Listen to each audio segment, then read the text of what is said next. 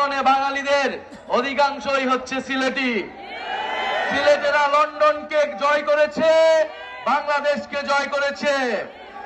আজকে লন্ডনের রাস্তায়, টাওয়ার হ্যামলেটসের মসজিদে, স্কুলে, রেস্টুরেন্টে আমার সিলেটি প্রবাসীর ভাইয়ের ঘামে বাংলাদেশের অর্থনীতির চাকা ঘুরে। আমরা সেই সকল প্রবাসী ভাইদের ভোটাধিকারের জন্য কথা বলছি। আমরা বিশ্বাস করি, আমরা চাই সিলেট সহ বাংলাদেশের সকল প্রবাসীরা বাংলাদেশের নীতি নির্ধারণের অংশ হবে।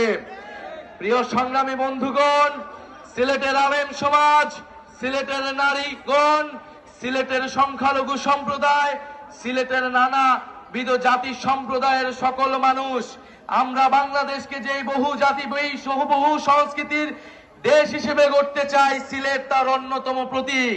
এখানে শত শত ভাষা রয়েছে, সংস্কৃতি রয়েছে। আমাদেরকে সে সকল সংস্কৃতি এবং সিলেটি ভাষার মর্যাদা দিতে হবে।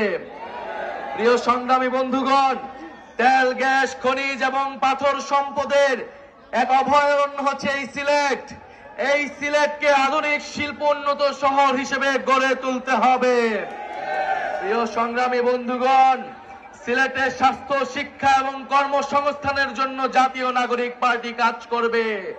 যেই দুর্নীতিমুক্ত, বৈষম্যহীন বাংলাদেশ গড়ে তোলার জন্য আমাদের গণ অভ্যুত্থানের শহীদ ভাইরা রক্ত দিয়েছে, আপনারা আমাদের দায়িত্ব হচ্ছে সেই বাংলাদেশের জন্য কাজ করা। প্রিয় সংগ্রামী সিলেটবাসী, বিচার সংস্কার এবং নতুন বাংলাদেশের জন্য, নতুন সংবিধানের জন্য আমরা রাজপথে নেমেছি। যেই নতুন সংবিধানে আপনার আমার অধিকারের কথা থাকবে, সিলেটের মানুষের মর্যাদার কথা থাকবে। আগামী ৩রা আগস্ট আমরা শহীদ মিনারে জড়ো হচ্ছি।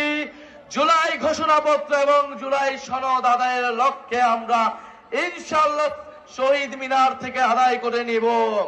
প্রিয় সংগ্রামী সিলেটবাসী, জুলাই গণ অভ্যুত্থানে এই সিলেটের স্কুল, কলেজ, বিশ্ববিদ্যালয়, মাদ্রাসার ছাত্ররা যেভাবে লড়াই করেছিল, বাংলাদেশকে তা অনুপ্রাণিত করেছিল।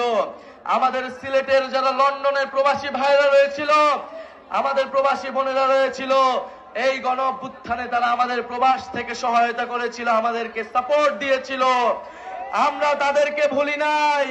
আমরা আজকের সমাবেশ থেকে তাদের এই জুলাই গণ অভ্যুত্থানে সিলেটবাসীর সংগ্রামের প্রতি কৃতজ্ঞতা জ্ঞাপন করছি।